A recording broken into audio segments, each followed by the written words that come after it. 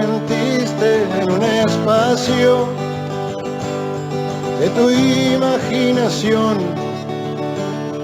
el grito de los perdedores es sordo y mudo, aunque griten juntos.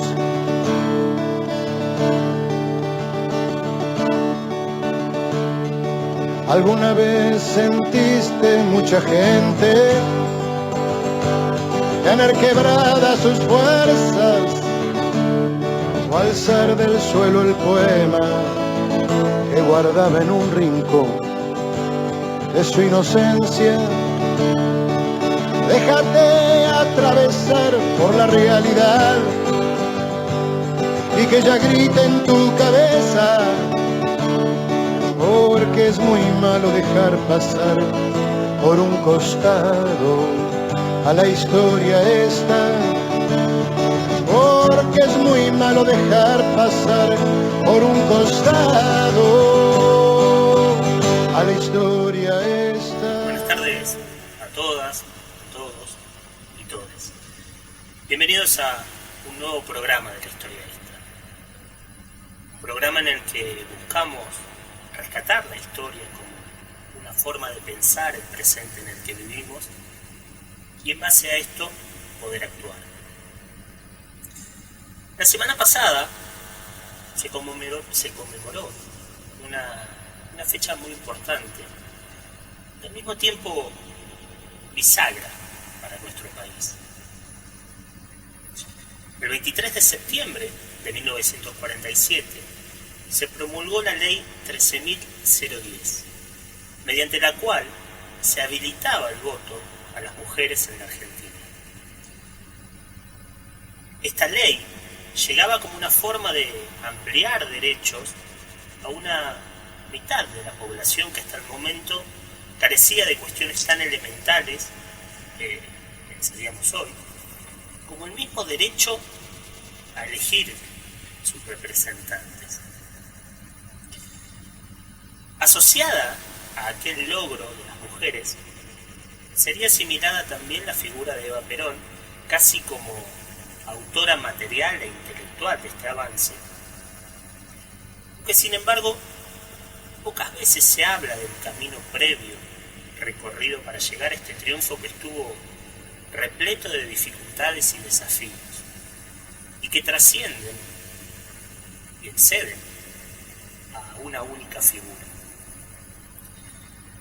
Los invitamos a que nos acompañen en nuestro programa de hoy, en el que nos dedicaremos justamente a hablar de estos temas.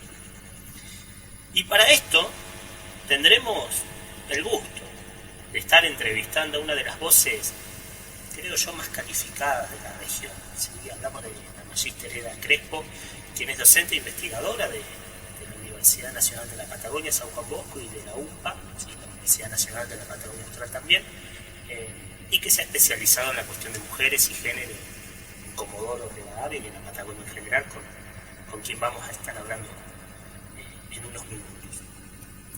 Recuerden que nuestras vías de contacto para comunicarse con nosotros son el teléfono fijo 02945 497 050. También tenemos el WhatsApp 2945 4320 33 para un mensajito, un audio, una llamada también. 2945 4320 33 el WhatsApp. Tenemos la página de Facebook de la Radio Nacional Antonio Senger, el canal de YouTube y los podcasts de Spotify de la historia esta, donde semana a semana vamos subiendo nuestros programas. Tenemos saluditos también.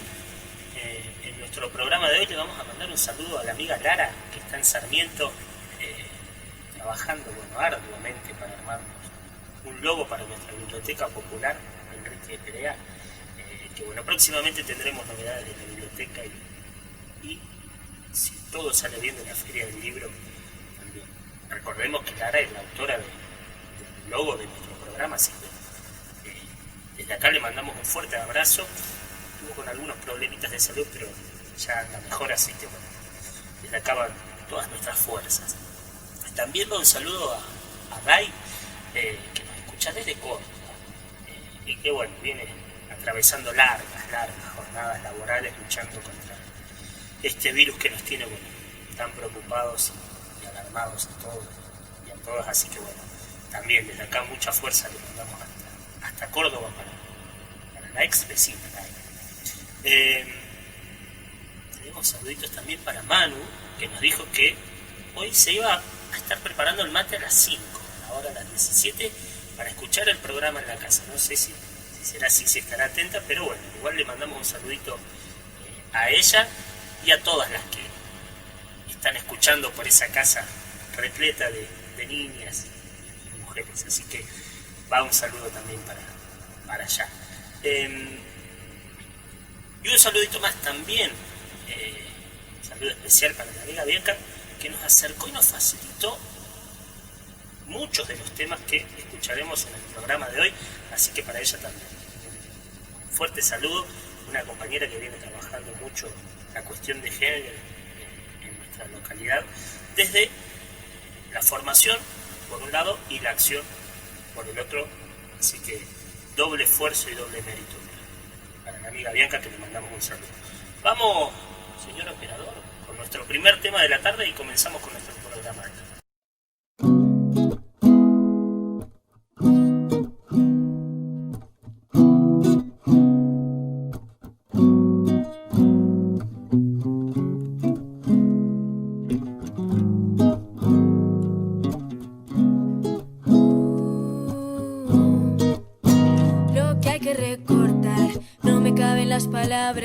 Pero si algo queda claro es que no coincide con lo que me cuentan las pantallas y las voces de la desinformación. Lo que hay que recortar es un gemido que me nace en las entrañas y no cabe en mi garganta porque algún poder me viene estrangulando. De lo que hay que recortar, cada día pierdo más la cuenta mientras crecen las cadenas de castigo y vigilancia y el control que nos rodea y en silencio aprieta más y más y más. Lo que hay que recortar tiene más cara de ciencia y tergiversa mil distintas realidades bajo números y fórmulas que jamás las pudieron abarcar. Lo que hay que recortar son las verdades que nos culpan y nos cuentan que este mundo es una máquina de crueles engranajes en su esencia que no ha sido construida por personas ni se puede cambiar, ni se puede cambiar. A la mierda esos mercados de los que hablan como si tuviesen racionalidad. A la mierda sus mentiras sobre confianza, una entidad incontrolable que no piensa, no puede confiar, sino actuar por interés, o no sabes cuál es. Cuántos más suicidios, cuántos sobres hacen falta para ver que no es el nuestro, que no hay manera de amasar grandes fortunas por un proceder honesto, porque honesto no es jugar, especular, chantajear con la necesidad del resto, no lo respeto. Down, down, di, do, do, do, bam, boom, bam, bam.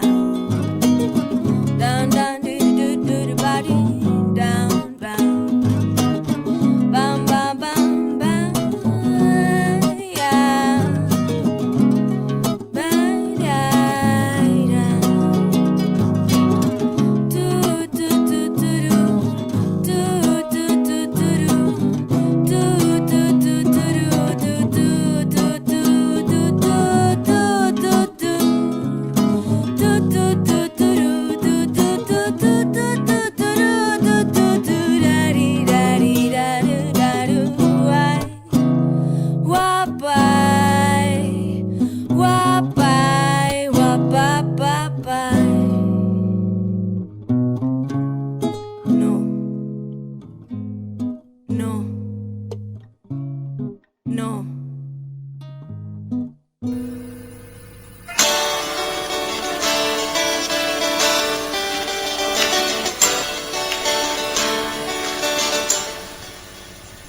Bien, ahí nos ratificaba Manu que estaba escuchando el programa, así que bien, hizo los deberes.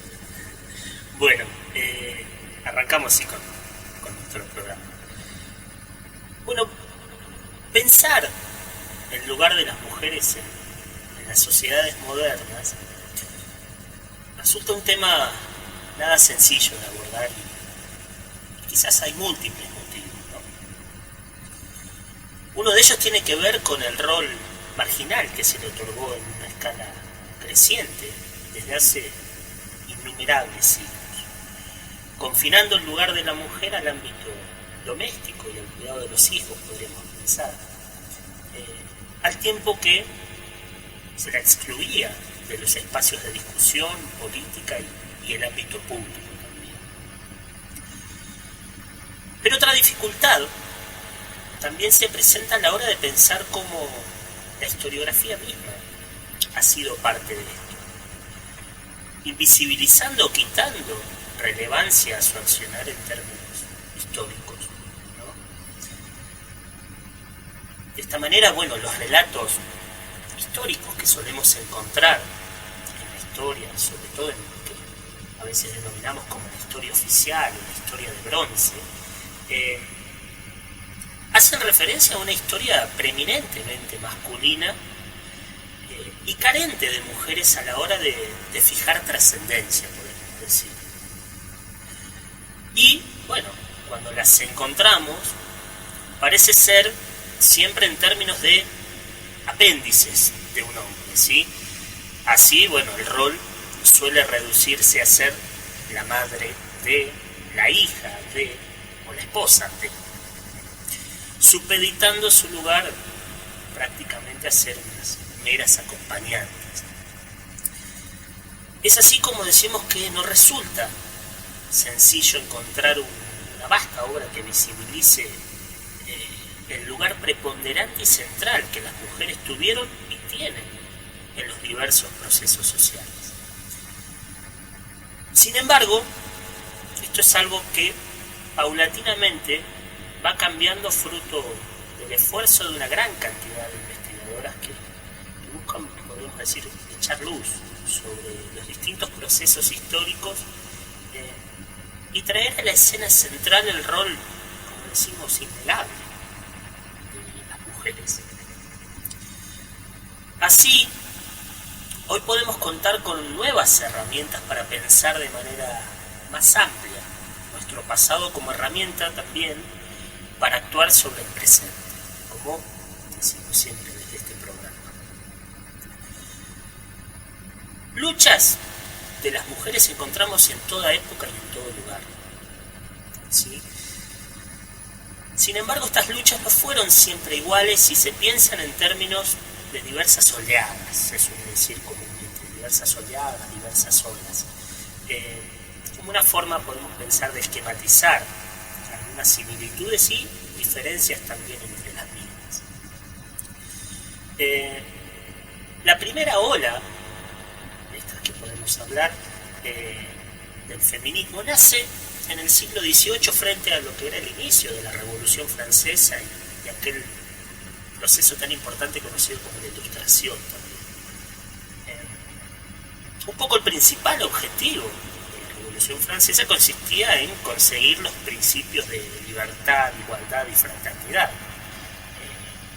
Este lema tan emblemático, ¿no? Sin embargo, bueno, las libertades, los derechos y la igualdad jurídica y política, tan perseguidas por los ideales de la Revolución Francesa, no dejaban de excluir a la mujer. Así, la lucha de las mujeres se inició ante la falta de representación en los principios que sostenía la Revolución Francesa. Tres principios, como decimos, directamente relacionados en aquel momento al hombre y excluyentes para la mujer. Fue entonces cuando el colectivo de las mujeres empezó a luchar por sus derechos de igualdad y por la necesidad de destacar el papel de la mujer en las sociedades, el cual venía permaneciendo bastante oculto hasta aquel momento, sobre todo si pensamos en la preeminencia de una sociedad fuertemente marcada por el sesgo religioso, ¿no? Las demandas del colectivo de mujeres que se alzó en esta primera ola del feminismo se focalizaban sobre todo en el acceso de la mujer a la educación, la libertad, la igualdad y los derechos políticos, ¿sí? Manifestando ya desde aquellos tiempos su derecho al voto. Sin embargo, bueno, las respuestas que obtuvieron a su demanda terminaron siendo un poco tibias, podemos pensar, ¿sí? Con la creación de algunas leyes que, si bien incluían, seguían teniendo este sesgo, podemos pensar, discriminatorio, ¿no? Como, por ejemplo, dictaminar que, esto hablando sobre todo en Francia, ¿no? que el hogar era un ámbito exclusivamente para la mujer, ¿sí? Se estableció, por ejemplo, que las mujeres serían consideradas casi menores de edad, y se constituyeron delitos concretos como el adulterio o el aborto, y bueno, además de ello siguió excluyendo a la mujer del ámbito educativo, ¿sí? No obstante, bien, fue en esta primera ola, cuando el colectivo femenino empezó a tomar conciencia de la opresión de la sociedad sobre la mujer, donde, bueno, se quería dejar de ser únicamente, como decíamos al principio, madre y esposa, ¿sí? Cuestiones que, bueno, hoy en algunos aspectos parecerían casi ridículas de poner en tela de juicio, ¿no? En la lucha por estos derechos que hoy pensamos que en algunos casos ya se han podido adquirir. No era así hace unos 300 años, cuando se consideraba a la mujer en clara inferioridad respecto al hombre en casi todo terreno en el que se pensaba, ¿no? Una segunda ola del feminismo, también conocida como el sufragismo, tuvo lugar entre mediados del siglo XIX hasta la década de los 50 aproximadamente del siglo XX, con la finalización de la Segunda Guerra Mundial. Un poco esta segunda ola perseguía dos objetivos claros, ¿no? Uno, el derecho al voto femenino, y el otro, el derecho educativo, los cuales, bueno, se mantenían claramente relacionados, puesto que el movimiento defendía que con la posibilidad de formarse educativamente sería más difícil también denegarles el derecho al voto, ¿no? En este sentido, el colectivo del movimiento tendría un carácter más interclasista, puesto que era considerado que toda mujer sufría dichas desigualdades de forma independiente a su clase social, ¿sí? Así, la revolución masiva que había empezado a tener lugar cambió de estrategia para pasar a ser un movimiento más activo, donde las mujeres empezaron a tener un papel, corte podríamos decir, más activista, realizando acciones como, por ejemplo, interrumpir discursos o realizar huelgas de hambre, entre otras tantas, ¿no? Sin embargo, bueno, no fue hasta que terminó la Segunda Guerra Mundial que las mujeres, sobre todo de Inglaterra, no obtuvieron su derecho al voto, ya que durante la guerra las mujeres empezaron a ocupar los empleos de los hombres que habían ido un poco a la guerra, y ante ello la sociedad no podía oponerse a sus demandas, ¿sí? La lucha del feminismo siguió con la demanda al libre acceso a estudios superiores, igualdad en todas las profesiones, así como también en el salario, en derechos civiles. Otros, por ejemplo, el derecho a compartir la patria potestad de sus hijos, entre otras tantas cuestiones, ¿sí? Así, bueno, también, tras este esfuerzo, tras la guerra, los medios de comunicación, los gobiernos también se centraron en el objetivo fuerte de alejar a la mujer de los trabajos realizados durante la guerra y un poco devolverlas a ese rol anterior del hogar, ¿sí? Sin embargo, llegaría una tercera ola, ¿sí? Ya en la década de los 60, donde se vuelve a cuestionar este rol social que, como decimos, se le atribuía a la mujer, siempre, como mencionamos, relegada al ámbito del hogar. En este momento nos encontramos quizás con una referente muy importante del movimiento a nivel internacional, de Friedan, que quien creó la Organización Nacional de Mujeres en Estados Unidos, convirtiéndose en la organización femenina más representativa, si se quiere, del feminismo liberal. Un feminismo liberal que se caracterizaba por su oposición a la desigualdad y no en cuanto a la opresión y explotación. Poco planteando que se defendía que la base del problema se centraba en la exclusión de las mujeres del ámbito público, ¿sí? Recurriendo su derecho un poco a entrar en este mercado laboral. Sin embargo, bueno, y parte de un mundo sumamente convulsionado en términos políticos, sociales, culturales, estamos hablando ya de la década de fines de los 50, principios de los 60, empieza otra corriente también dentro del feminismo, un feminismo pensado en términos más radicales, ¿sí? Que también va a ganar protagonismo en esta época. Un feminismo que se oponía, en algunos términos, a las ideas del liberalismo, el cual, como decíamos, tenía una práctica más bien reformista. Y este feminismo radical planteaba la necesidad de abolir el orden patriarcal, ¿sí? El cual, bueno, más allá de ciertas reformas, se continuaba manteniendo intacto, debido que, aunque, bueno, se consiguiesen algunos derechos, el sistema social seguía sustentándose bajo valores sexistas, clasistas, racistas e incluso imperialistas mismos, ¿no? Por eso decimos inmersos en un contexto sumamente álgido. Ante esta realidad apareció también, dentro de una nueva corriente de izquierda en el mundo, nuevos movimientos sociales radicales, como decimos esta nueva ola del feminismo, ¿sí?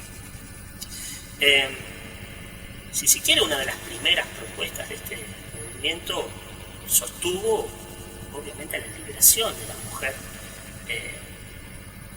y permitir que se pudiese organizar de una forma más autónoma, ¿sí? El objetivo común de este feminismo más radical consistía en la abolición del patriarcado, definido como este sistema regido por la dominación sexual, ¿sí? Y obviamente la opresión de la mujer. Así entonces vemos como algunas de estas corrientes que a lo largo del tiempo fueron marcando, si quiere, el pulso de las luchas de las mujeres en el mundo, ¿sí? Y esto también es importante para pensar lo que sucedería un poco en nuestro país a la hora de remitirnos al voto femenino, ¿sí? Pero también a todo el proceso previo que permitió llegar a aquel momento, ¿sí?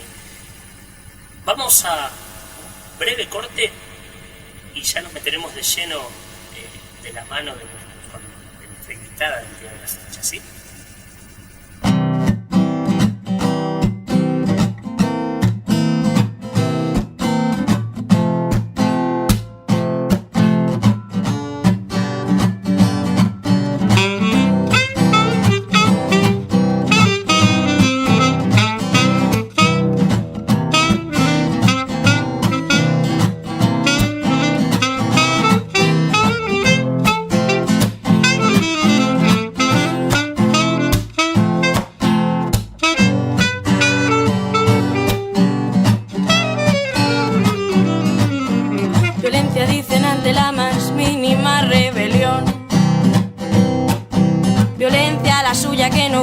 Por ser de la institución, exigen respeto de la libertad humana y te invitan a respetar a palos y patadas, manifestaciones pacíficas y mejor si son silenciosas. Lo ideal es que nunca venzamos a la resignación que a veces nos droga que nos dan con palabras como tolerancia.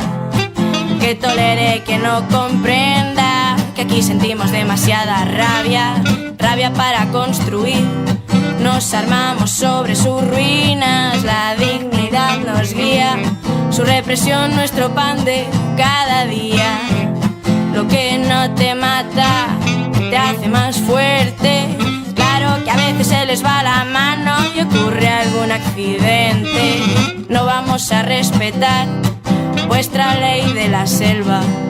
El respeto es mutuo y si no se llama violencia, violencia la de políticos que no representan a nadie pero sí condenan, que hablan de terrorismo y nos llaman antisistemas. Concentraciones delante de embajadas de dictadores, como siempre los perros del Estado haciendo todos los honores. Hostia, que se acerque demasiado a los barrotes que defienden la seguridad de gobiernos de torturadores. Esto es democracia si lo llaman, sí señor. Ten cuidado, no hables de tirar un cóctel molotov, porque eso sería caer en que el fin justifique los medios y el fin es obedecer para que sigan decidiendo ellos. No estamos tan mal, al fin y al cabo no podemos quejarnos, en el Sahara lo llevan peor. Suerte que no tenemos de qué preocuparnos, aquí nadie dice nada, mala suerte, así es su vida. Y no se nos ocurre hacer nada violento, que llaman a la policía.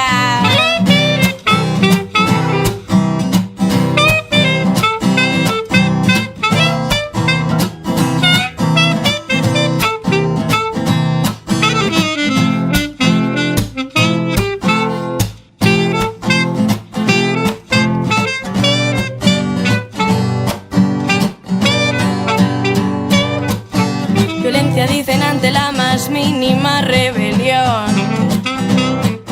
Violencia la suya que no cambia por ser de la institución. Exigen respeto de la dignidad de cada persona y son ellos los que la pisan con cada nueva reforma. Violencia llaman a expropiar una propiedad privada, que al fin y al cabo es un derecho de toda persona ilustrada. Quien quiera algo que pague aunque se tenga que hipotecar, y 10 vidas trabajando no den sueños para pagar. ¿Pagar a quién? Porque resulta que siempre son los mismos a los que se debe respeto, y de pronto parece que aquí hay una guerra y no es ningún invento nuestro. La única salida es crear un cambio radical. Así que basta de delegar nuestra vida en un futuro incierto. Que comience cada día la revolución social.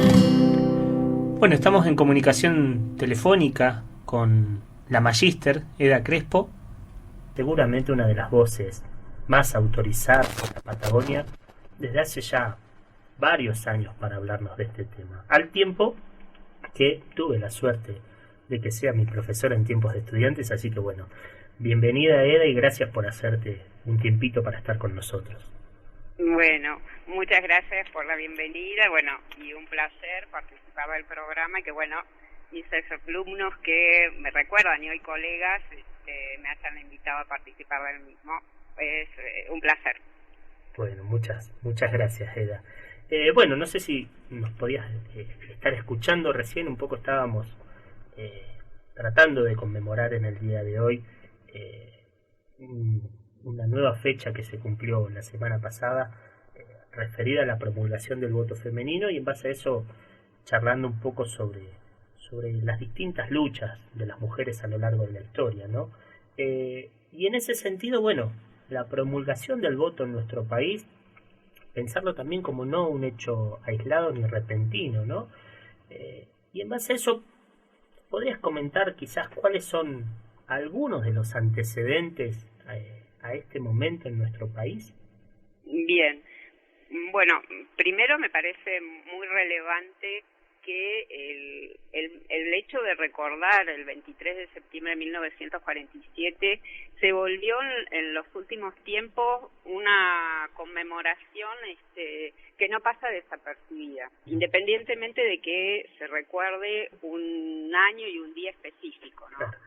Y creo que esto ha sido el resultado también de una voluntad de interés y movilización en general de la comunidad y de los medios en general en relación a recordar este tipo de eventos, pero también porque hay un peso más importante de las mujeres en tanto a dos cuestiones que van asociadas a esta fecha del 47.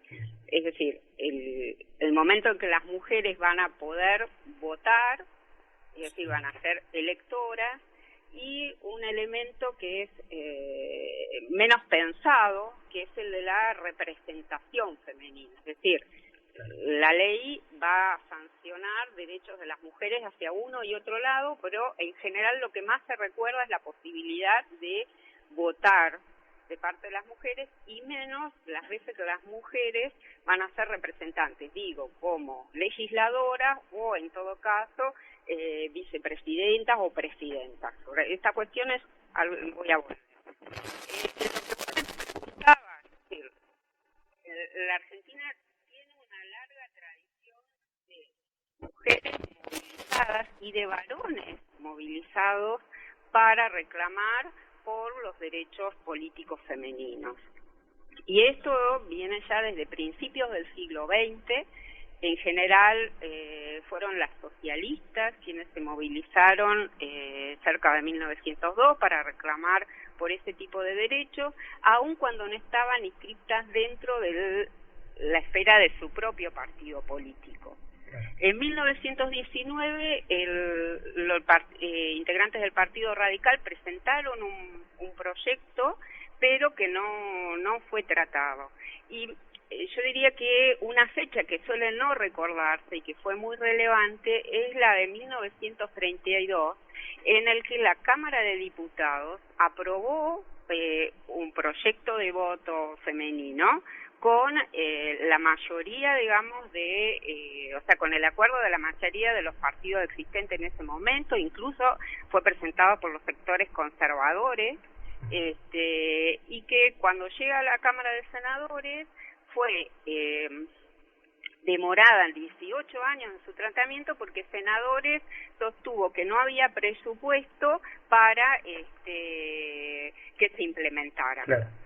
Entonces, esto es, digamos, dentro de la esfera de lo que sería el tratamiento en el ámbito, digamos, legislativo. ¿Esto qué supone? Más allá de que quienes eran los representantes en ese momento eran los varones, eso creo que también es una cuestión que del sentido común nosotras, las mujeres, tendemos a obviar, o sea, a olvidarnos de que en algún momento no estábamos sentadas en el Parlamento. Y esto es un dato no menor, o sea, en el mismo caso de las mujeres en el ámbito de la educación universitaria, a nosotros nos costó muchísimo llegar a esos lugares. Y eso devino un poco de la movilización de las mujeres.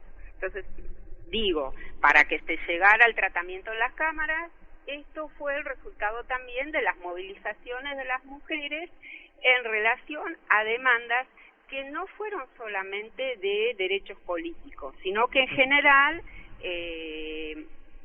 iban de la mano de derechos sociales y derechos civiles. Una cosa que es bien importante, que las mujeres van a ser consideradas incapaces en el sentido de sus derechos civiles en relación a los varones. ¿Qué quiero decir? Hasta 1926, aquellas mujeres que tenían que solicitar permiso para administrar sus bienes, incluso para trabajar, porque dependían del padre o del esposo en caso de casarse. Claro. Y esa incapacidad civil va a seguir existiendo hasta 1968, en términos generales. De modo que los derechos políticos es como que son reconocidos manteniéndose esa otra incapacidad. Entonces, las especialistas, quienes han estudiado estos procesos, hablan de una inclusión excluyente. Es decir, se la incorpora a la participación política, pero hay otras esferas de derechos que van a quedar relegados. Ahora, demandas por estos distintos tipos de derechos hay, como yo decía, desde principios del siglo XX. Ya hay organizaciones de congresos feministas en 1910, o sea, cercanos al centenario de la Revolución de Mayo, más o menos el mismo año que se empieza a discutir la ley Sáenz Peña en el Congreso. Las feministas universitarias organizan congresos que tienden, digamos, a demandar por este conjunto de derechos que yo te decía, son tanto civiles, sociales como también políticos.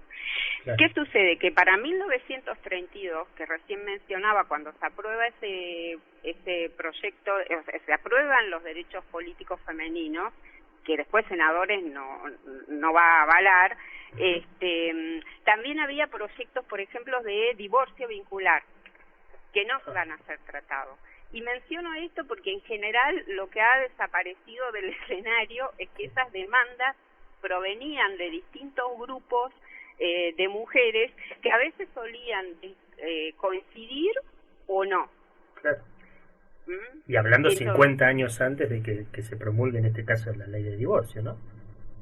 Bueno, el tema es que proyectos de divorcio vincular ya hay para 1902, luego en 1932, pero que no se trata, y después pensemos que se aprueba la ley de divorcio vincular en los últimos años del segundo gobierno peronista. Claro. Entonces, que después, una vez que es derrocado el peronismo en el 55, bueno, va a desaparecer hasta que se aprueba la del 87. Entonces, lo que me parece es que nosotros hemos, digamos, concentrado nuestra memoria institucional muy vinculada sola a los derechos políticos, cuando en realidad las demandas eran más generales.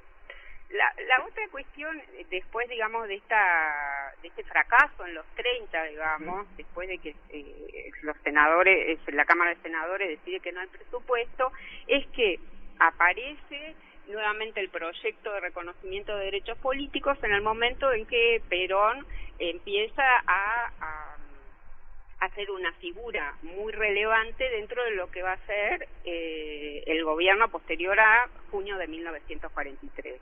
O sea, en general es mucho, o sea, se habla mucho de su labor en la Secretaría de Trabajo y Previsión y el reconocimiento de los derechos de los trabajadores, pero paralelamente desde 1944 él ya tiene la intención de que se reconozcan los derechos políticos de las mujeres vía decreto. Esto va a ser muy resistido por todas las militantes sufragistas que tenían un importante protagonismo en el periodo anterior a 1943. Claro. Sobre todo quienes estaban en el socialismo, en el comunismo, o figuras también dentro del mismo sectores vinculados al catolicismo, y también dentro de figuras como Victoria Ocampo, que estaba dentro de los sectores liberales. Entonces, este interés de parte de Perón de que se avanzara y que fuera a través de un decreto el reconocimiento de esos derechos va a generar que todo este conjunto de mujeres movilizadas y vinculadas a otras estructuras partidarias se ubiquen, digamos, en el sector de la oposición a ese proyecto. ¿Qué es lo que resulta? Que después de 1946, cuando Perón es electo democráticamente, esto se transforma en un proyecto ya del peronismo y va a ingresar a través de la Cámara, de un proyecto que presentan senadores y que luego retomará diputados. Y un poco es la fecha en que se sanciona el 23 de septiembre del 47, lo que recuerda el momento en que ese proyecto va a ser aprobado. Claro. Ahora, no estoy hablando acá de Eva Perón. Claro, sí. Entonces, ¿por qué subrayé el protagonismo de Perón? porque un poco lo que sugieren las investigadoras en los últimos años, las investigadoras, digamos, que hacen historia de las mujeres y de género, es subrayar que lo que se produjo dentro de lo que es la memoria colectiva es una suerte de evitización de la vinculación del proyecto de la sanción de derechos políticos de las mujeres en relación a Eva Perón, y que esto no era tan así, sino que el mismo Perón tenía un proyecto más concreto, con anterioridad, y que también hubo un protagonismo de otras mujeres antes de que la misma Eva fuera identificada con ese proyecto. Claro. Me ibas a preguntar algo y... No, en torno a esto, claro, porque como bien vos nos mencionás, muchas veces se suele circunscribir prácticamente desde un momento inicial y excluyente y único a la figura de el voto femenino gracias a justamente la figura de Eva Perón, pero bien, digamos, muy interesante esto que vos podés ir comentando, en principio de que hay un largo camino previo, ya desde casi unos 50 años antes, y al mismo tiempo dentro ya del periodo del peronismo, no solamente quizás la figura que va a ser emblemática, bueno, en muchos aspectos, pero no solamente circunscrito a la figura de Eva, ¿no? Claro, pero hacia el interior, hay otra figura, Lucila de Lavie, que va a tener un protagonismo desde el 44 en esas actividades para los proyectos que se van a elaborar, que tiene mayor protagonismo que la misma Eva. O sea, entonces nosotros tenemos que olvidar que en ese mismo proceso Eva se vuelve esposa y primera dama, que son dos cuestiones que están siendo revisadas, ¿no? Entonces, la otra cuestión que me parece importante es que lo otro que en general pensamos es que se sanciona en el 47 y automáticamente las mujeres son ciudadanas. Y la cuestión es más compleja porque en realidad las elecciones se van a hacer recién en noviembre del 51. Claro. De modo que hay que organizar, sobre todo, cómo se van a hacer esas elecciones. El tema del empadronamiento es una cuestión no menor, y el tema a través de qué estructuras partidarias va a hacerse. Claro. Entonces, en general, lo que no estaba previsto es cómo iban a vincularse las mujeres dentro de esas estructuras partidarias. En el caso del peronismo, bueno, el Partido Peronista se crea en el 47 y el Partido Peronista Femenino se crea en el 49. Ahora, dentro de los otros partidos políticos, es un problema, o sea, el mismo radicalismo tiene integrantes femeninas, pero no va a lograr presentar sus propias candidatas. Claro. Entonces, ahí hay una se vuelve a complejizar el panorama político. Se vuelve a complejizar, ¿no? Claro. Sí, incluso la Argentina contó con un partido feminista creado en 1919, que luego desapareció, y entonces de cómo se incorporaba a las mujeres, lo que se piensa es en tanto electoras, pero incorporarlas como candidatas es un problema. Claro. Y ahí voy a la otra cuestión, ¿no? La que vinculaba a la representación. ¿Cuándo aparece el tema de que las mujeres se propongan como candidatas? Una es en tanto legisladoras o en tanto, digamos, figuras como presidentas no va a ser, van a aparecer candidateándose como vicepresidentas.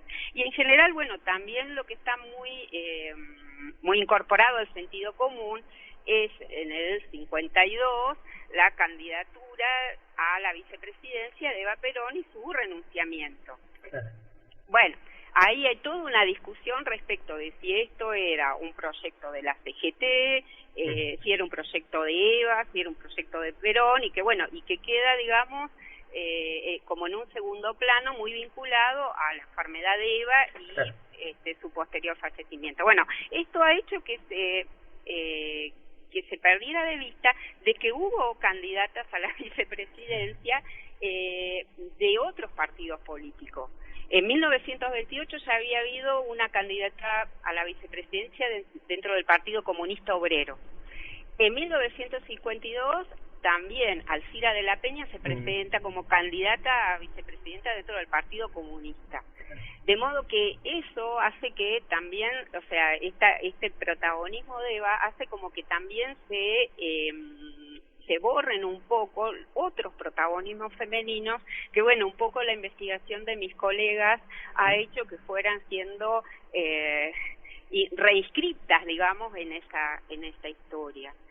Y la otra cuestión es que sí, preguntándonos nosotros, bueno, una vez que efectivamente las mujeres votaron, se sostiene de que la llegada a la segunda presidencia de Perón fue un poco el resultado de incorporación de las mujeres a la participación política. Y hoy eso es dicho por las especialistas, los varones votaron tanto a Perón como las mujeres. Entonces eso no habría modificado ese escenario. El triunfo, claro. Claro. Bueno, la verdad que siempre escucharte en materia de mujeres, de género, siempre es sumamente enriquecedor y la verdad que nos quedaríamos un montón más, sobre todo con lo interesante de un movimiento que, como bien vos decís, traía todo un recorrido previo, tiene estos avances, estas conquistas en este periodo y que va a seguir durante el tiempo, incluso con mucha fuerza hasta nuestros días. Nos encantaría seguir charlando con vos, Eda. Nos quedamos sin tiempo, es tirano, como decimos siempre cada vez que tenemos una entrevista, pero bueno, te agradecemos enormemente por hacerte un ratito, que sabemos que seguramente estás con un montón de cosas, pero para comunicarte con nosotros y con toda la audiencia de Radio Nacional. Bueno, muchas gracias por la invitación y bueno, a disposición cuando ustedes quieran. Bueno, muchísimas gracias y bueno, en algún momento seguramente algo más podremos charlar de todo esto. Muchísimas gracias, Eda. No, gracias a ustedes. Que tengan muy buenas tardes.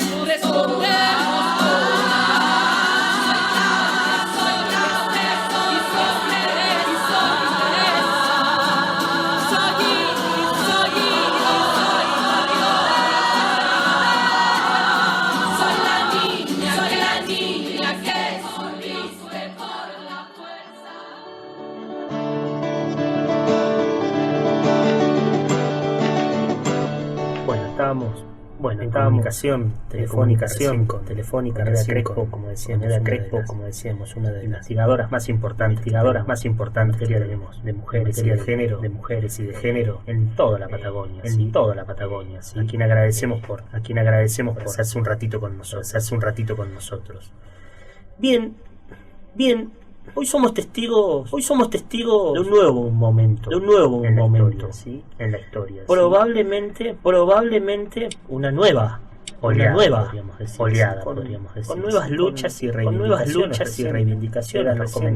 Eda nos comentaba de algunas de ellas, de cómo esto no es conmemorar una fecha y no es un hecho, un acontecimiento, sino que tiene que ver con enormes procesos inacabados y que siguen en este camino, ¿sí?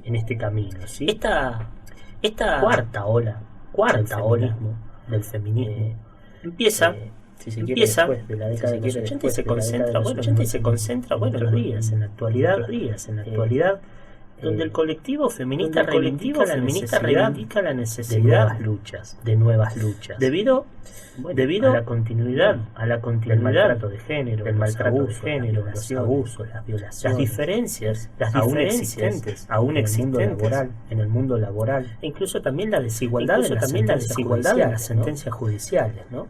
Ante ello, el movimiento feminista se muestra, entiendo que con más fuerza, que nunca y continúa, la lucha por la igualdad de derechos civiles, en cuanto a los derechos civiles, el derecho a la legalización del aborto, la oposición a la violencia machista, la defensa de la libertad sexual, donde con mucha fuerza, el colectivo LGTB, y la denuncia también al sexismo en los medios de comunicación, ¿sí? Bueno, una mención aparte, creo, en nuestro país, los inmensos encuentros nacionales de mujeres se han convertido en un faro de luchas a nivel nacional, y también con una gran repercusión a nivel internacional. Hoy el movimiento se encuadra bajo una gran premisa, tiene que ver con la sororidad, entendida como un poco la relación existente, hermandad y solidaridad entre las mujeres, y potenciando de esta manera también su rol activo.